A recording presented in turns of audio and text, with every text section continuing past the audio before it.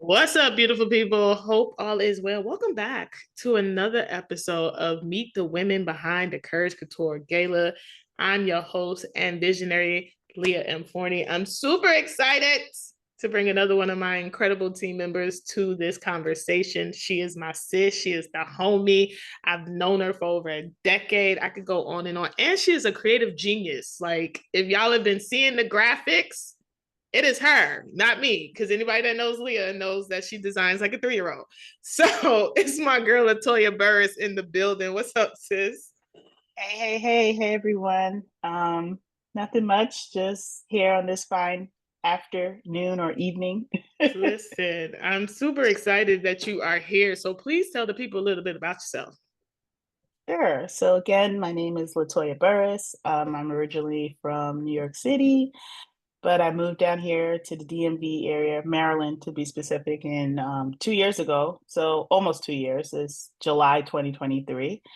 And I've been in a professional graphic designer working specifically in branding, brand identity, and strategy for the past 11 years. Right now, I'm working in the real estate market. So that has been very different and different from where I originated, which was I was in sports and entertainment. So yeah, so this is where I am now, and now I'm also contributing to the Courage Couture Gala with Leah, and just helping with the creative direction of that. And I usually, pick up a nonprofit or whatever every year to contribute or to volunteer to give back to the community. So I'm really excited about this event and just happy to use my skills for such a good cause. Awesome. Listen, so I have to ask you this question. What about this event made you say yes to being a part of it?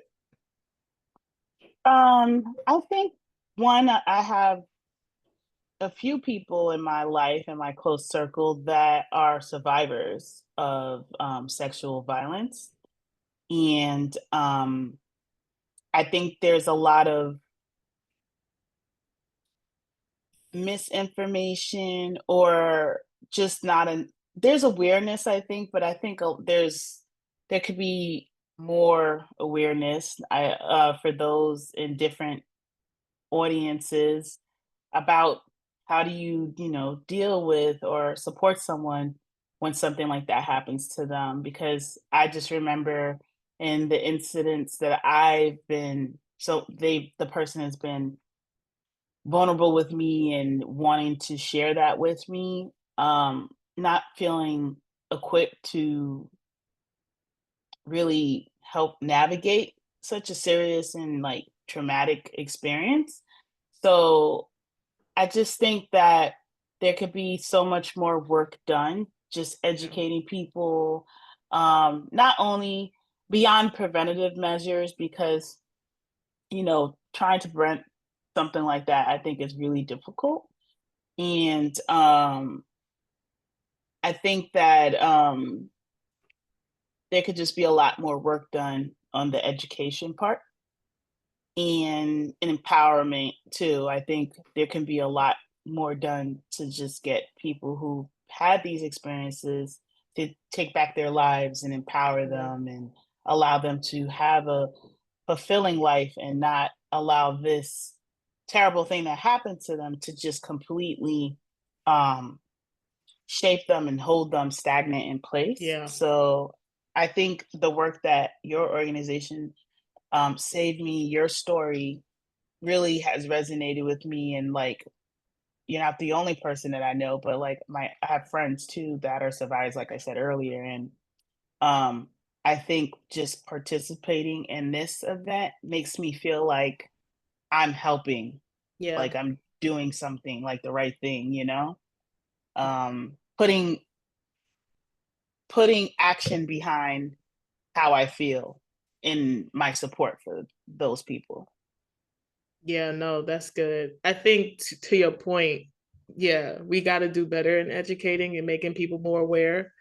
But the empowerment piece is just as important. I think we do a lot in prevention and education, but we don't do a lot in response and recovery. Like we Mm. don't do a lot to empower those who have already been victimized and making sure that they have the resources, they have the tools, they know what to do to get their life back on track after such a violation. So I 1,000% agree with you on that, which is why I do the work that I do because I tell people all the time, we put a lot of money and effort into prevention, which is great.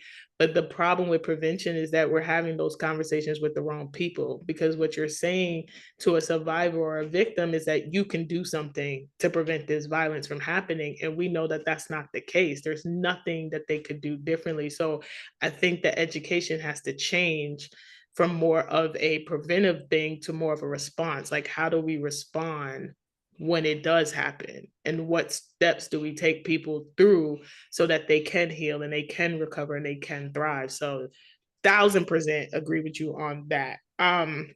So let's talk about your design approach because like you are a creative genius. Anybody that knows me knows Leah cannot design worth a damn. So when you think about this gala and you think about the mission, what has been your approach? Like what have you been hoping that survivors, allies feel when you're creating the designs that you have created so far?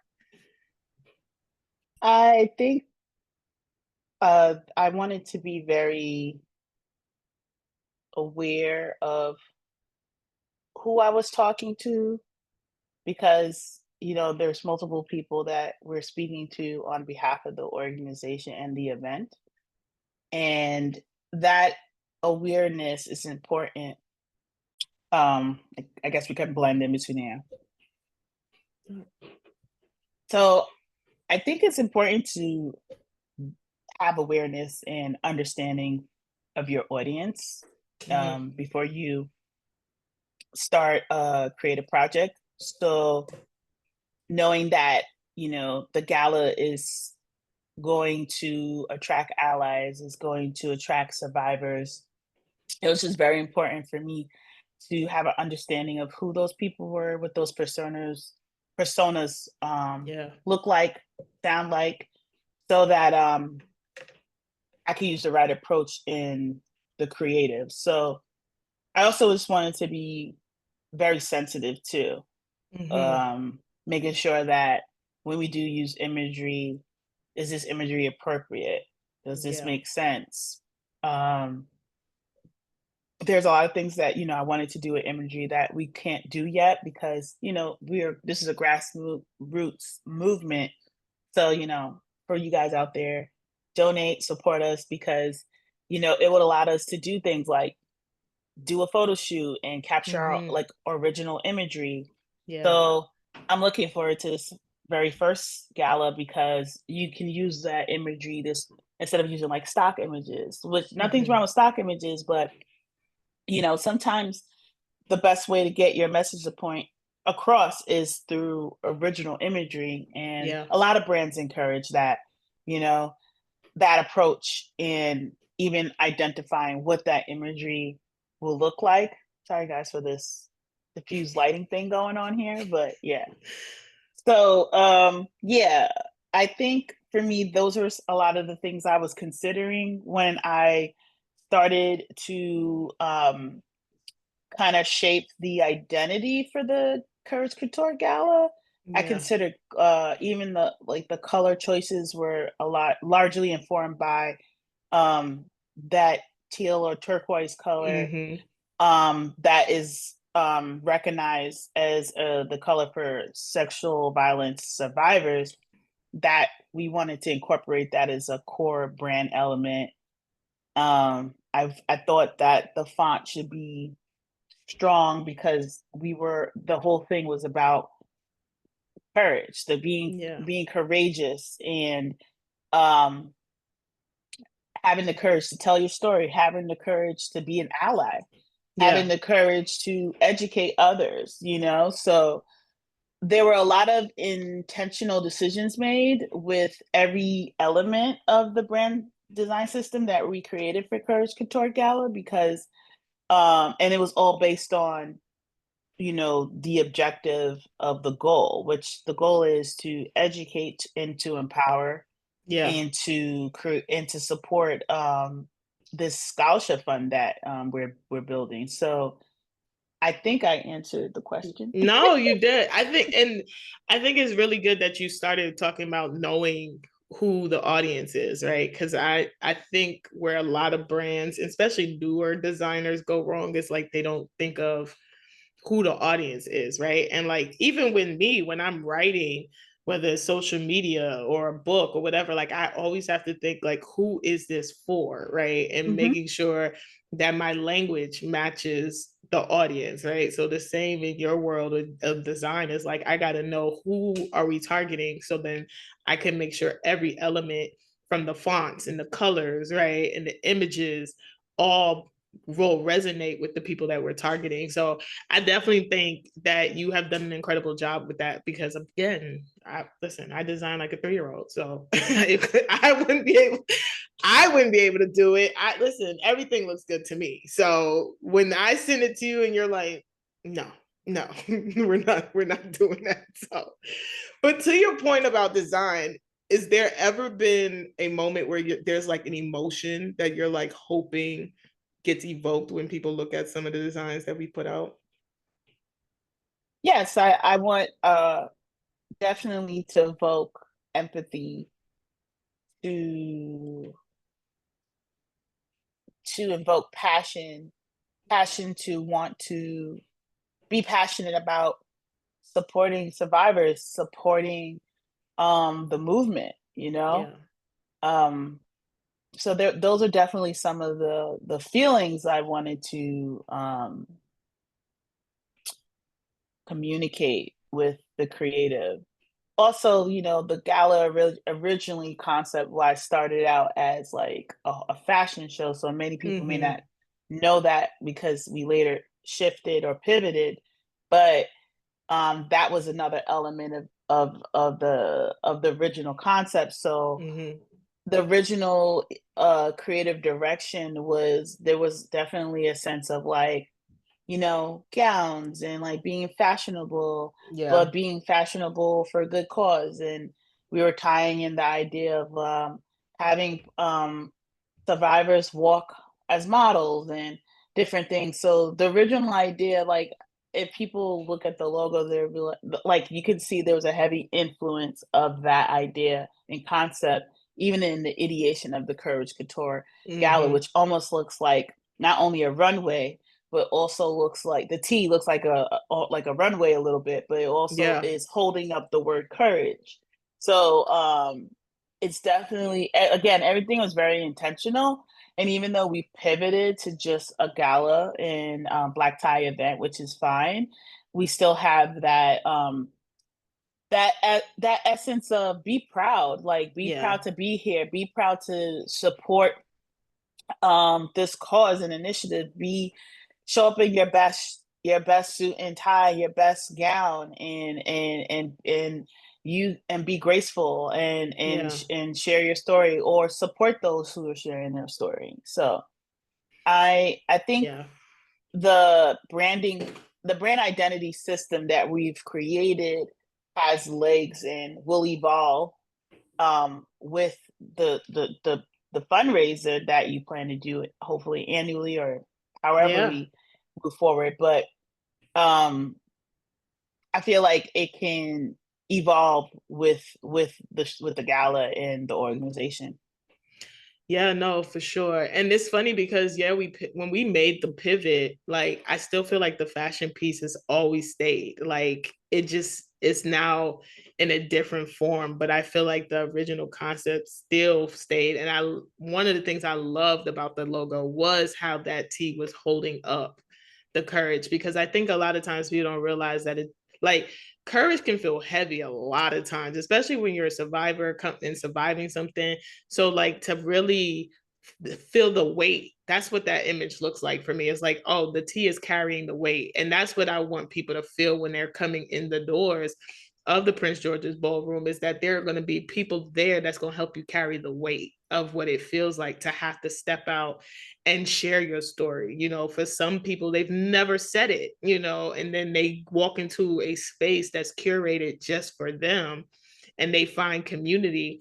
You know, I was telling Alexis, who's on our team, that one thing I've learned as a survivor is that every time I self-identify, it gives another survivor permission to do the same. And It that's really empowers what them. that Hmm. gala is about, is like letting them know, like, you ain't the only survivor in the room. You know, there's other survivors. And because we're having the courage to say, yeah, it happened to me, now you don't have to hide behind the guilt and the shame and all the things that come with it. You can find courage and empowerment to be like, yeah, it happened to me too. And so that is what I love about the graphics and the branding and everything that you have done so graciously and diligently, because it's like you took what I was thinking up here and you were like, okay, let me bring it to life. And then you did. And it's amazing. Like every time I look at the stuff we have literally, like, our minds put together, it's just been like, wow, like that's the vision. That's exactly what I want. So I want to ask though, because we like almost 6 months away from this event. Is there Yeah. anything that we have talked about, we've planned, that you are like, I want to see how this gonna go down that night? Like, is there something personally exciting that you want to see? I'm really looking forward to the courageous conversations Mm-hmm. panel. Um, Sorry if I'm butchering the actual name of the panel. I don't have it in front of me, but again, like this is a panel of not only survivors, but people who are going to have these conversations, and so I'm Mm, really excited to see how that plays out. And I just hope that it makes a big impact, in a yeah. positive way. Yeah, that seems to be like the number one. That's so everybody on the team so far is like, I just want to see how this panel is going to come out. And it's funny because originally I was gonna do one survivor story, and then I started thinking about the conference that I do for the nonprofit I work for, and like we've done survivor panels like 2 years in a row. And it's Hmm. like the biggest impact, like when people in the room get to hear directly from people with lived experience. And so I just started thinking, like, how about I incorporate that with this gala, right? And I think what was going to make it so incredible is that it flowed, but also it became intergenerational real quick. Like, I knew the person that was originally going to be the survivor speaker. I knew we were close in age. And then when I put it out there to see, like, okay, who else can I ask? And immediately the other two women, I was just like, oh, this is intergenerational, which I think makes such a different impact when you hear from people in different age groups that have experienced this thing, right? That can be Yeah, able to say, like, I was in my 60s, I was in my 20s, like, and so I feel like it's going to be so empowering.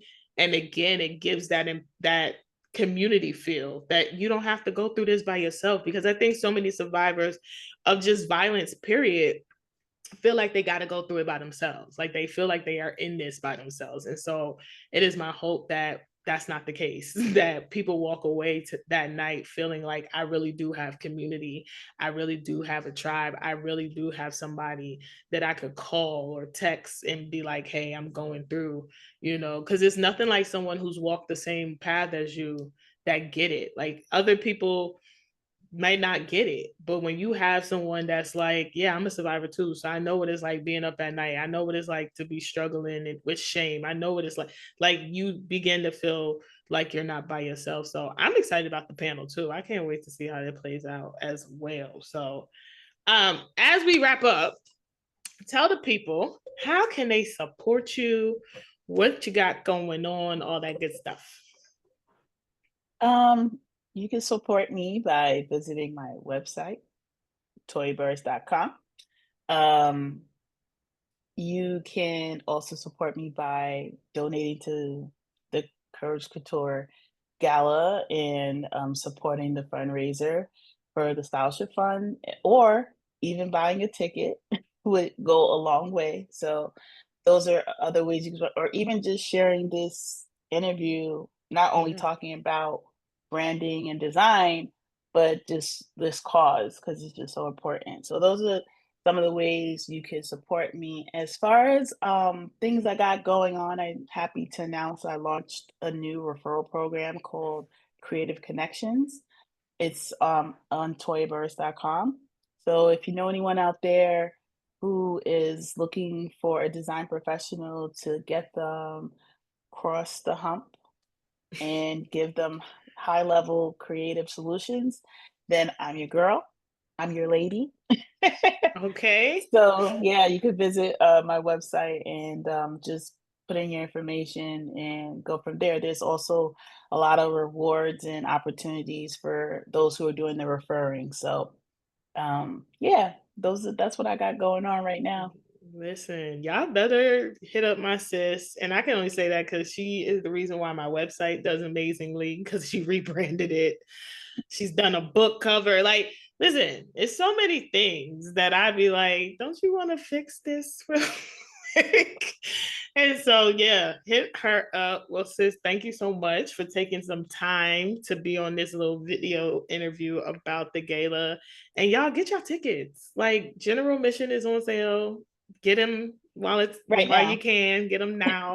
Like, get your tickets. And we hope to see you October 24th, 2025 at 7 p.m. Eastern Standard Time at the Prince George's Ballroom. Until next video, y'all. I'll talk to you later. Peace.